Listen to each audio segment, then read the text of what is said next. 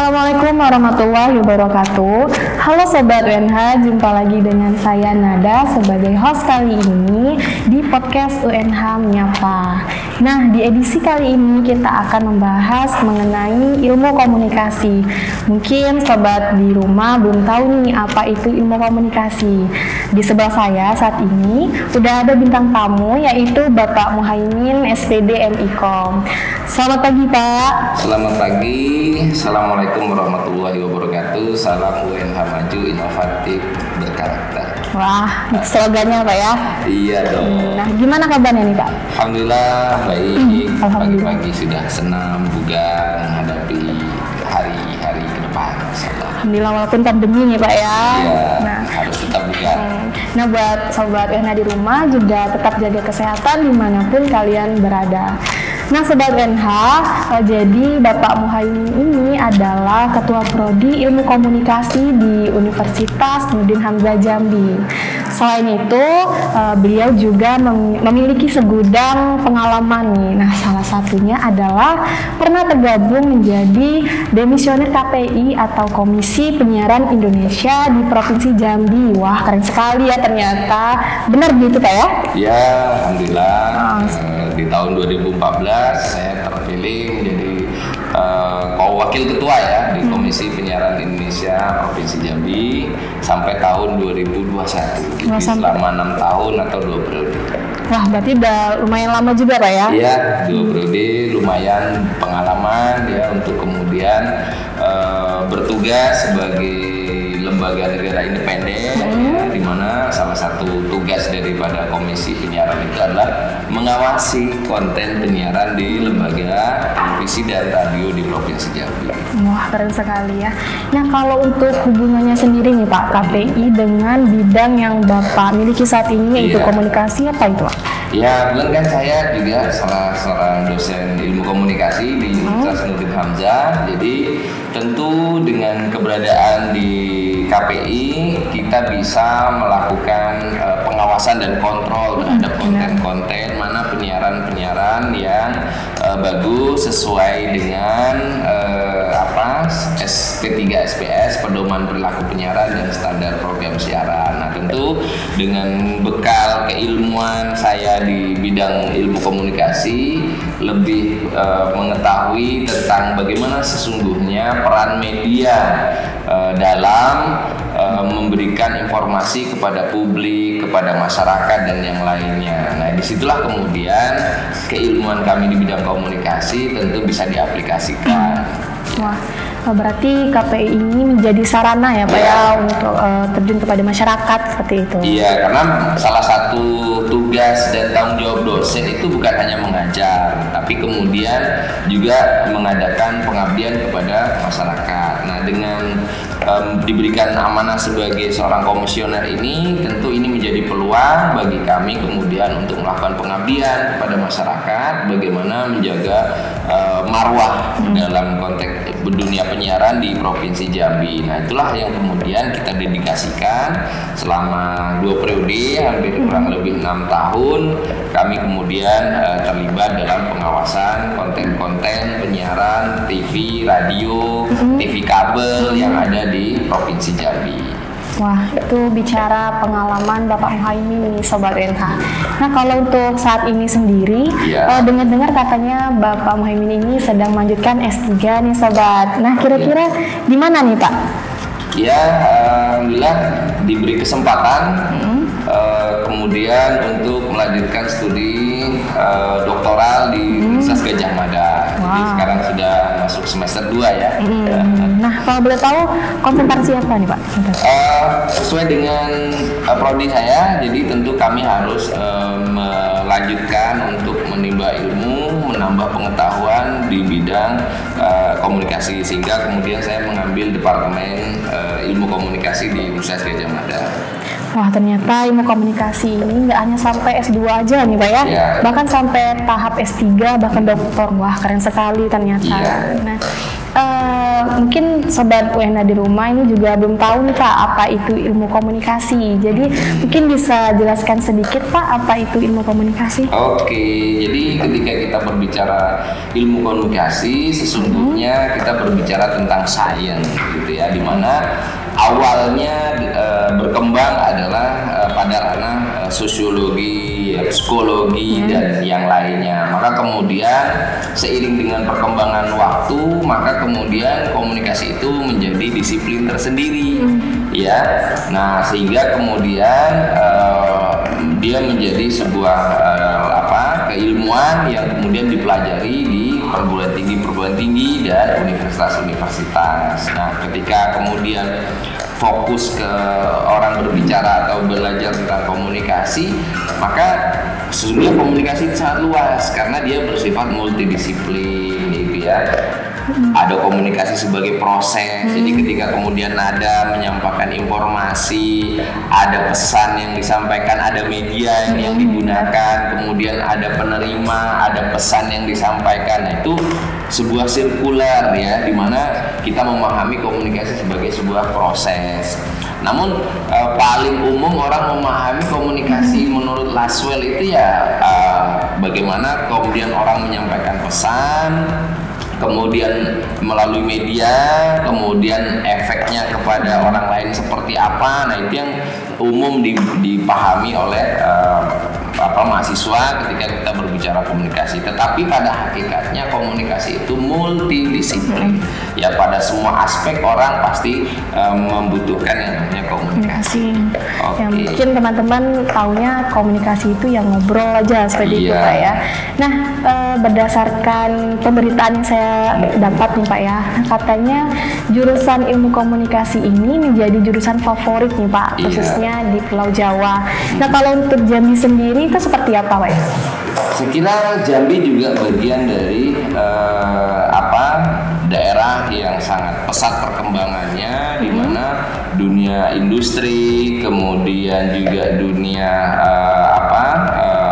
media itu perkembangannya juga luar biasa, sehingga kemudian praktisi-praktisi komunikasi itu sangat dibutuhkan. Kalau kita melihat di beberapa perguruan tinggi favorit ya, bahkan kemudian komunikasi itu menjadi suatu bidang kajian yang sangat diminati oleh mahasiswa.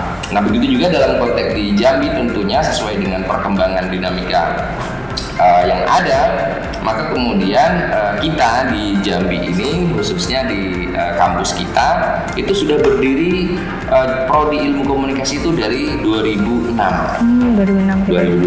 gitu, sehingga karena antusias dan minat dari masyarakat Jambi yang luar biasa terhadap prodi kita, maka kemudian kita kembangkan semakin maju harapannya di masa yang akan datang. Nah, dengar-dengarnya juga nih Pak ya di Jambi. Nah, tadi UNH Universitas Nurdin Hamzah Jambi itu menjadi salah satu kampus pertama yang memiliki jurusan ilmu komunikasi nih Pak. Benar Pak ya? Ya, betul sekali ya. Tadi sudah kita sampaikan ya bahwa sejak 2006 waktu itu masih menjadi STISIP yang kemudian sebagai ketuanya adalah Profesor Rozali Abdullah ya. Beliau pertama kali yang kemudian menjadi ketua STISIP pada waktu itu membentuk dua jurusan, ada ilmu pemerintahan dan ilmu komunikasi. Nah, sehingga pada waktu itu pertama kali jurusan komunikasi didirikan ya, yang kemudian berkembang diikuti oleh perguruan tinggi lain yang ada di Provinsi Jambi. Nah, saat ini kan Pak, jurusan ilmu komunikasi itu nggak hanya ada di Universitas Nurdin Hamzah Jambi aja, ada juga di beberapa kampus lain. Nah, yang membedakannya ataupun keunggulan yang dimiliki oleh UNH sendiri itu apa Pak? Oke, saya kira karena kita yang pertama ya dalam konsentrasi ilmu komunikasi murni, saya kira ini menjadi tugas berat bagi kita untuk kemudian mempertahankan mutu agar kemudian prodi yang kita kembangkan itu menjadi prodi yang favorit dan unggulan sesuai dengan moto kita ya, inovatif, kreatif dan berkarakter. Nah, sehingga kemudian tentu kita harus mampu menyediakan pertama kurikulum yang berkualitas sesuai dengan perkembangan dan tuntutan zaman, di mana ketika hari ini kita menghadapi era disruption ya, era dunia platform digital dan yang lainnya, tentu kita harus menyiapkan sumber daya yang siap bersaing untuk di masa yang akan datang. Yang pertama kurikulum kita siapkan. Yang kedua tentu tenaga pengajar yang kemudian memiliki kemampuan dan kapabilitas keilmuan agar kemudian mereka memberikan bekal kepada para mahasiswa kita sebagai sumber daya yang unggul. Nah, tentu dari aspek tenaga pengajarnya juga harus disiapkan tenaga pengajar yang unggul. Itu yang kedua dari sisi kurikulum. Kemudian yang ketiga dari aspek sarana dan prasarana, tentu kemudian Universitas Nurdin Hamzah menyediakan fasilitas pembelajaran kepada teman-teman mahasiswa. Mereka tidak hanya belajar di kelas ya dengan pertemuan tatap muka, tapi mereka bisa melaksanakan praktikum di laboratorium. Mereka kemudian bisa juga studi lapangan, mereka bisa kemudian magang, mengikuti program KKN ya, bahkan dalam konteks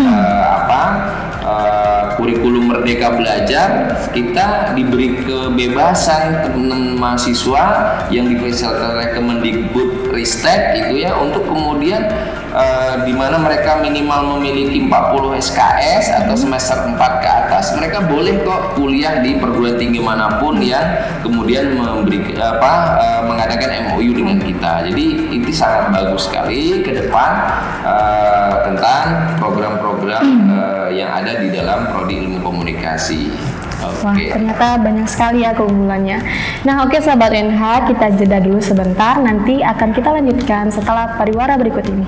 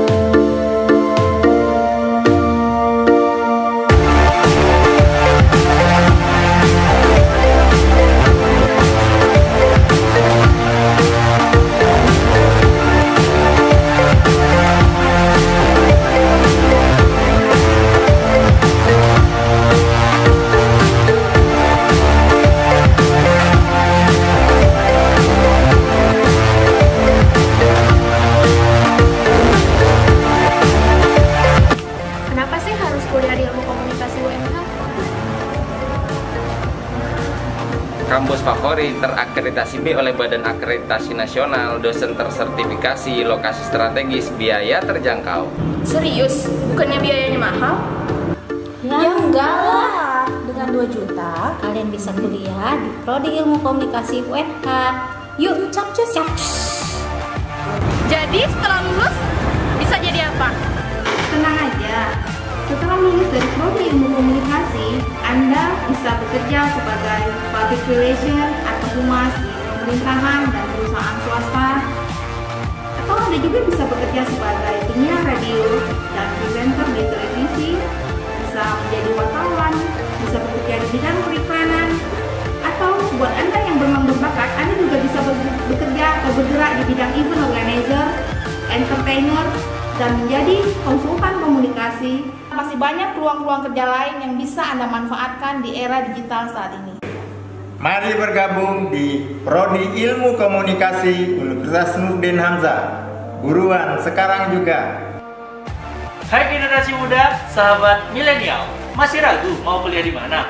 Buang rasa ragumu, gabunglah bersama kami di Ilmu Komunikasi Universitas Nurdin Hamzah Jambi. Kampus terakreditasi, prospek kerja nyata, kampus merdeka, Indonesia Jaya.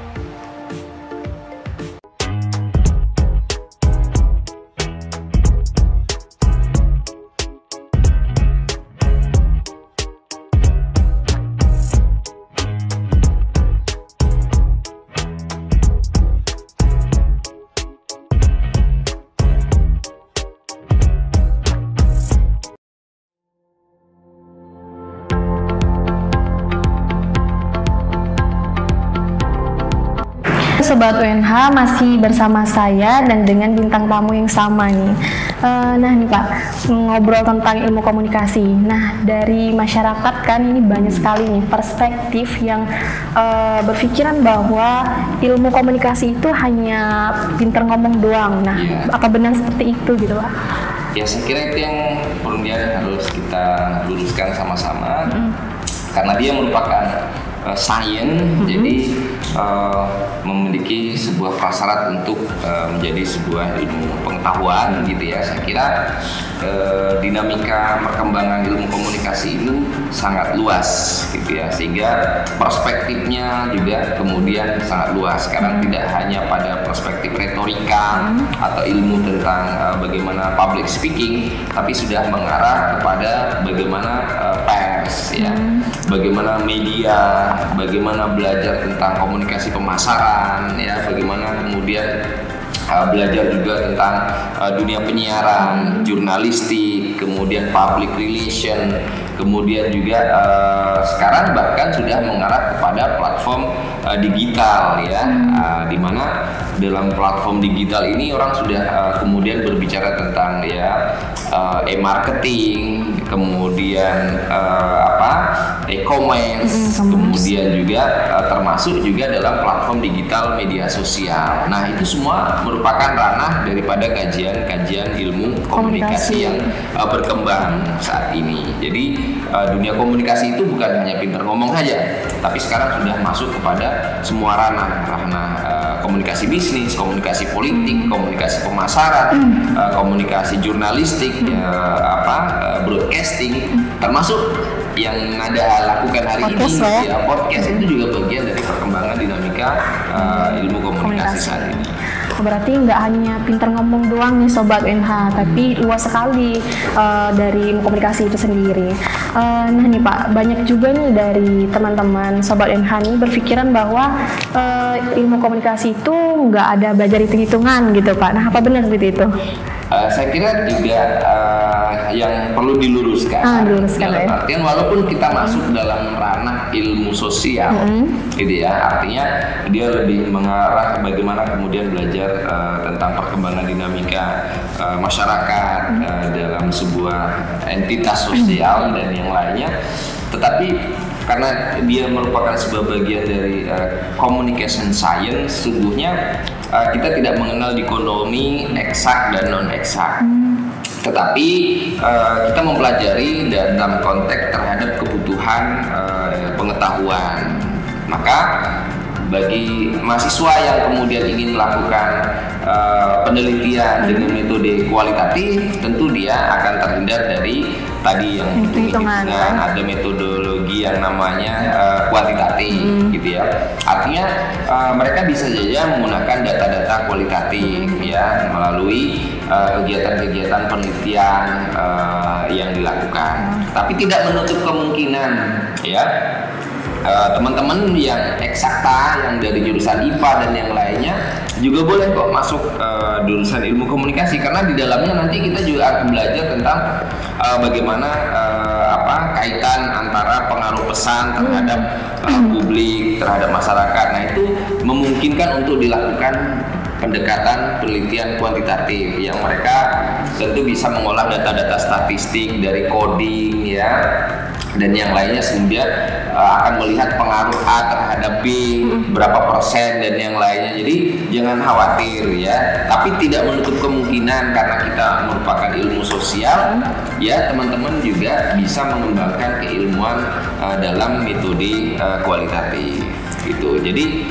kita sempurna dan utuh gitu ya dalam melihat dinamika perkembangan dalam ilmu komunikasi ini. Ada kualitatif, ada kuantitatif. Yang hobi hitung-hitungan silahkan kemudian dia akan mempelajari nanti dengan metode kuantitatif. Gitu. Oh, tetap ada pembelajarannya juga Pak ya? Tetap kita berikan pembelajaran nanti kepada teman-teman mahasiswa kita. Wah, keren sekali ternyata Sobat NH. Nah, kalau berbicara mengenai mahasiswanya nih Pak, nah mahasiswanya kan yang selain belajar dari kelas aja nih Pak, apakah ada kegiatan di luar kelas khususnya untuk jurusan ilmu komunikasi nih Pak? Iya, karena kita sudah mendeklar dia sebagai inovatif, ya tentu pembelajaran itu juga yang berbasis contextual learning gitu ya, dalam artian kita juga memberikan kebebasan mereka untuk berekspresi, menyalurkan minat, hobi dan bakat, karena memang mahasiswa itu yang dikedepankan itu adalah kreativitas. Oleh karena itu, maka kemudian melalui lembaga kampus Universitas Nurdin Hamzah ini juga mengembangkan kegiatan-kegiatan ekstrakurikuler ya di bawah kepemimpinan WR3 kita Pak Burlian gitu ya. Teman-teman dibimbing untuk kemudian mengikuti kegiatan-kegiatan ekstrakurikuler gitu ya. Ada di UKM, macam-macam UKM untuk mereka yang hobi fotografi, videografi, ada kreasi teman-teman. Makom Pak ya mungkin? Makom? Himakom itu juga yang berada di Visipol ya, di Prodi Ilmu Komunikasi ya, sebagai sebuah organisasi kemahasiswaan yang ada di Prodi Ilmu Komunikasi. Teman-teman bisa aktif nanti di kegiatan himpunan mahasiswa ilmu komunikasi. Kemudian bagi mereka yang hobi dalam kegiatan-kegiatan politik kampus gitu ya, teman-teman juga bisa kemudian bergabung dengan kegiatan di BEM fakultas, ada BEM universitas ya. Kemudian bagi mereka yang memiliki hobi dan minat untuk kegiatan-kegiatan yang lain, ada UKM olahraga untuk menyalurkan bakat olahraga, ada UKM KSR Palang Merah Indonesia yang mereka memiliki hobi kegiatan-kegiatan sosial, donor darah ya, kemudian melakukan kegiatan-kegiatan bakti sosial. Nah, itu kita tampung ya melalui kegiatan-kegiatan unit kegiatan kemahasiswaan gitu. Artinya nggak hanya belajar di kelas saja Pak ya? Iya. Artinya juga ada organisasi atau wadahnya nih, khususnya untuk ilmu komunikasi itu tadi Himakom. Jadi di sana mungkin mahasiswanya lebih terjun langsung, kreatif, inovatif lah Pak ya. Nah, oke Sobat NH, kita break dulu sebentar. Nanti akan kita lanjutkan setelah pariwara berikut ini.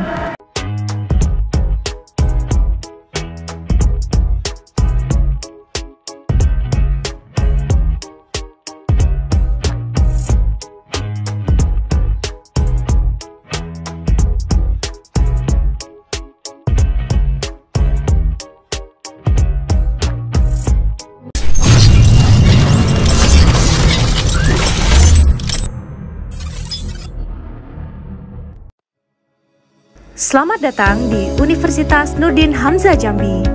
Program Studi Teknik Informatika Universitas Nurdin Hamzah merupakan salah satu program studi di bawah Fakultas Ilmu Komputer yang telah terakreditasi B.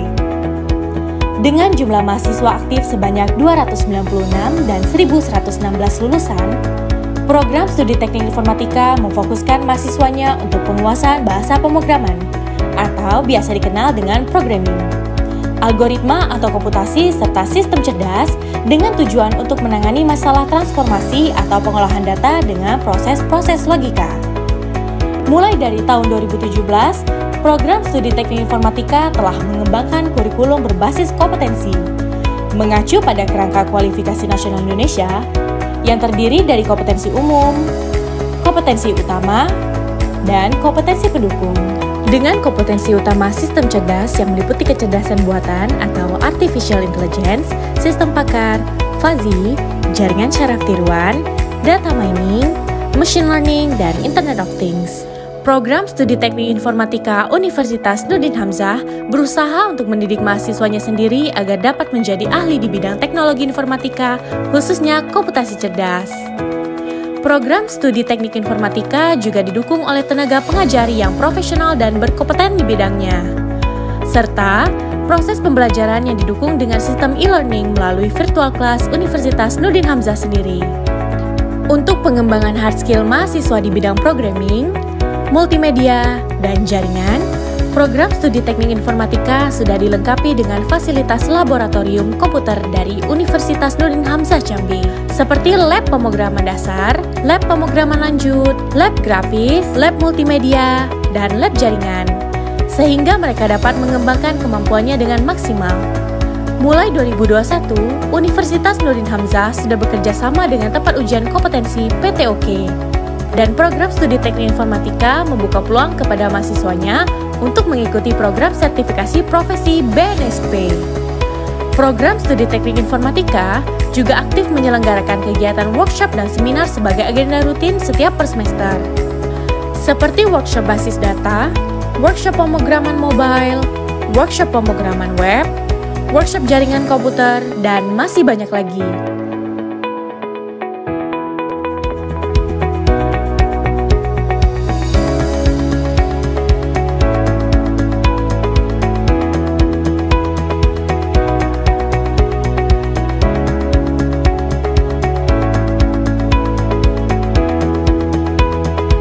Sesuai dengan kompetensi utama, lulusan program studi teknik informatika di Universitas Nurdin Hamzah berpeluang besar untuk dapat meniti karir sebagai Intelligent System Analyst, Intelligent System Developer, Decision Support System Analyst, Specialist Internet of Things, Network Engineer atau Network Administrator, dan Web Programming atau Web Developer.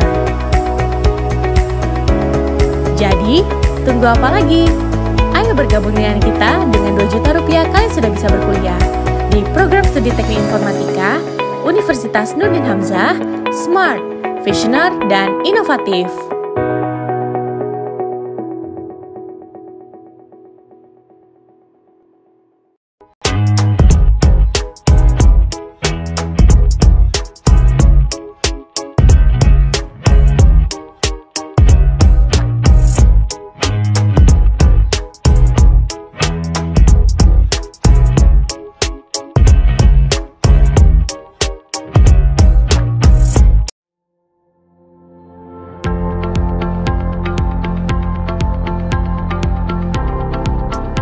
Sobat UNH, masih dengan topik yang sama nih. Nah, Pak, kalau tadi kita udah bahas mengenai apa itu komunikasi dan mahasiswanya. Nah, kalau untuk dosennya sendiri gimana nih Pak di UNH? Alhamdulillah dosen-dosen kita juga merupakan SDM yang berkualitas dan unggul. Rata-rata alumni atau lulusan dari perguruan tinggi ternama gitu ya. Ada yang bahkan lulusan Jerman, Ibu Samia, ada lulusan dari UNPAD beberapa orang, bahkan mayoritas ya rata-rata dari UNPAD. Saya sendiri dari Universitas UNS dulu, ya kemudian lanjut studi S3 di UGM dan banyak lagi. Bahkan sekarang dosen-dosen kita rata-rata sudah sertifikasi gitu, jadi tidak diragukan lagi kemampuan mengajar mereka untuk kemudian memberikan pengalaman, keilmuan, dan yang lainnya. Yang terpenting teman-teman mahasiswa dalam proses pembelajaran ini, kita lebih bersifat interaktif ya, bukan hanya monoton dari dosen saja, tapi kemudian dalam proses pembelajaran lebih bersifat interaktif ya, contextual learning ya, bagaimana sumber-sumber belajar itu bukan hanya dari dosen saja, tapi kemudian kita bisa memanfaatkan sumber-sumber yang lain, media ya, kemudian terjun langsung ke masyarakat Nah, sehingga kemudian teman-teman yang kuliah di sini mereka bisa saja kemudian nanti akan berkunjung ke TVRI, akan berkunjung ke kemudian media cetak atau media elektronik yang lain untuk kemudian belajar secara langsung. Wah, ternyata dosennya pun udah bersertifikasi nih Sobat UNH, udah terjamin nih. Nah, kalau untuk mata kuliahnya sendiri nih Pak, biasanya dosen di sini khususnya ilmu komunikasi itu mengajar apa gitu Pak? Oke ya, kalau kita terkait dengan pengembangan kurikulum yang kita kembangkan, yang kita ajarkan kepada teman-teman mahasiswa, tentu disesuaikan dengan kebutuhan dan tantangan ke depan gitu ya. Dalam artian konsentrasi yang kita kembangkan itu ada konsentrasi bidang jurnalistik, kemudian public relation dan komunikasi bisnis ya, 3 konsentrasi itu. Jadi mahasiswa nanti dipersilahkan untuk belajar sesuai dengan kebutuhan mereka. Mereka akan mengembangkan apa nih keilmuan di masa yang akan datang. Mereka yang mungkin hobi pada dunia jurnalistik dan yang lainnya mereka bisa mengambil konsentrasi jurnalistik gitu ya. Mereka yang hobi menjadi praktisi humas dan yang lainnya public speaker dan yang lainnya dia bisa mengambil di PR ya, public relation. Kemudian mereka yang tertarik dengan platform bisnis, e-commerce ke depan dan yang lainnya, mereka bisa ngambil komunikasi bisnis, komunikasi pemasaran dan yang lainnya. Jadi dari 3 konsentrasi itu itulah yang kemudian kita kembangkan selama teman-teman kuliah di sini. Wah, gitu. Ternyata banyak sekali ya pembelajaran yang disediakan oleh UNH sendiri Pak ya. Iya. Nah, kalau untuk setelah tadi kan udah pengajaran nih. Nah, kalau untuk dari prestasinya sendiri nih, kira-kira dari baik dosen ataupun mahasiswanya ada nggak nih Pak prestasi di MUK? Oh iya, dosen alhamdulillah di tahun 2000 kita sempat lolos di penelitian kompetitif ya untuk dosen pemula ya di Simlim Tatmas ya. Saya dengan Bu Halida alhamdulillah bersaing dari seluruh perguruan tinggi yang lain ya untuk kemudian ikut penelitian kompetitif ya. Kemudian dari prestasi teman-teman mahasiswa ya, dulu kita kenal ada Bang Bian, itu sempat mengikuti seleksi Bujang Gadis. Kemudian ada teman kita Bang Imron ya, sekarang bahkan sudah menjadi coach untuk kegiatan-kegiatan yang olah kebugaran gitu ya. Kemudian kemarin terakhir terpilih Bujang Gadis ya, teman kita Dedi itu juga dari prodi komunikasi. Ada juga seorang atlet ya, atlet tinju, atlet silat ya, karateka dulu si Alex dan yang lainnya. Sehingga ini juga menjadi peluang bagi teman-teman ya, dalam artian kita di sini bukan hanya memupuk kemampuan intelektual, tapi bagi teman-teman nanti yang punya prestasi di bidang apapun gitu ya, baik seni, budaya, olahraga, termasuk juga tadi kegiatan-kegiatan yang sifatnya sosial kemasyarakatan, bisa bergabung dan kemudian kita akan support, kita akan dukung ya prestasi-prestasi mereka untuk semakin dikembangkan di kampus gitu. Wah, ternyata prestasinya pun banyak juga nih yang dari ilmu komunikasi. Berarti dari prestasi ini skill yang didapat dari komunikasi banyak juga nih Pak ya? Iya, tentu berbicara tentang skill ya, terutama kedepannya kita harapkan ya teman-teman dengan modal kemampuan intelektual dan juga skill diharapkan nanti bisa menunjang prospek kerja di masa yang akan datang begitu.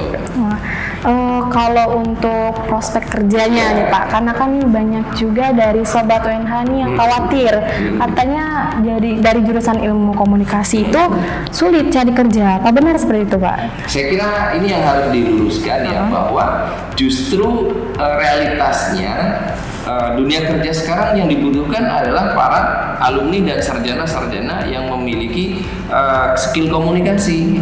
Apakah lagi kemudian ditunjang mereka punya ijazah sarjana komunikasi gitu ya. Jadi tadi ya di dalam dunia jurnalisme ya, jurnalistik gitu ya, teman-teman bisa bekerja nanti sebagai seorang direktur lembaga penyiaran ya, mereka bisa menjadi seorang fotografer, mereka bisa menjadi seorang videografer gitu ya. Kemudian mereka juga bisa menjadi misalnya untuk bidang public relation, menjadi public speaker gitu ya, event organizer ya. Bagi mereka yang mungkin hobi dalam konteks komunikasi pemasaran gitu ya, mereka kemudian bisa juga dalam komunikasi bisnis hari ini juga berkembang, misalnya dengan bagaimana perkembangan e-commerce ya, bisnis digital melalui akun-akun yang ada, sehingga teman-teman komunikasi kemudian bisa menjadi mendukung terhadap industri kreatif gitu ya. Hari ini kan dengan terbukanya pasar bebas gitu ya, untuk berbisnis teman-teman tidak harus punya toko, tidak harus punya ruko, tapi dengan platform bagaimana bisnis digital, cukup punya akun seperti Shopee dan yang lain-lainnya, kita sudah bisa membangun jaringan bisnis, dan itu semua harus dikembangkan ya. Ide-ide kreatif itu rata-rata justru muncul dari prodi ilmu komunikasi. Dan banyak lagi kemudian peluang-peluang ya, terutama dalam konteks institusi pemerintahan, sektor swasta dan yang lainnya, rata-rata praktisi humas itu direkrut dari sarjana-sarjana komunikasi. Hampir setiap tahun penerimaan lowongan pegawai negeri sipil pasti kemudian membutuhkan alumni sarjana-sarjana ilmu komunikasi. Itu artinya bahwa peluang pekerjaan sangat terbuka ya bagi teman-teman prodi ilmu komunikasi, sektor swasta, sektor bisnis, industri kreatif, jurnalistik, ya peranata humas, komunikasi bisnis dan yang lainnya. Justru hari ini yang dibutuhkan adalah para sarjana ilmu komunikasi. Artinya jurusan ilmu komunikasi ini justru memberikan peluang kerja yang lebih banyak Pak ya. Nah berarti buat Sobat UNH jangan khawatir nih untuk yang takut nggak dapat kerja. Justru dengan ilmu komunikasi teman-teman bisa dapat peluang kerja yang lebih luas. Nah seperti itu. Nah mungkin sebelum kita menutup podcast kita pada kali ini, mungkin Pak apa sih biar Sobat UNH tahu nih apa persiapan untuk masuk ilmu komunikasi nih Pak? Oke, teman-teman ya jelas pastikan teman-teman sudah lulus SMA gitu ya, dan punya keinginan untuk kuliah. Ya kami di kampus Universitas Nurdin Hamzah memberi tawaran dan peluang kepada teman-teman untuk mari bersama-sama belajar di kampus yang inovatif ini. Syaratnya harus punya niat yang ikhlas ya, kemudian kemauan yang kuat ya, kemudian ulet ya, gigih dan pantang menyerah ya. Sehingga dengan kesabaran ini harapannya, karena memang kita belajar untuk menempuh minimal sarjana S1 itu ada 8 semester ya. Selama 8 semester itulah kemudian teman-teman harus ulet, gigih dan sabar, mau belajar. Intinya mau belajar pasti bisa, dan kita membuka peluang yang selebar-lebarnya bagi putra-putri terbaik Provinsi Jambi. Ayo bergabung ke UNH kampus tercinta. Nah, oke Sobat UNH, nah jangan lupa untuk gabung nih bersama kita di Universitas Nurdin Hamzah, khususnya jurusan ilmu komunikasi. Nah demikian podcast kita pada hari ini. Nah terima kasih Pak udah datang dan sharing-sharing nih tentang ilmu komunikasi. Oke, nah buat Sobat UNH jangan lupa terus saksikan episode selanjutnya UNH Menyapa. Jangan lupa like, comment, and subscribe. Bye. Assalamualaikum.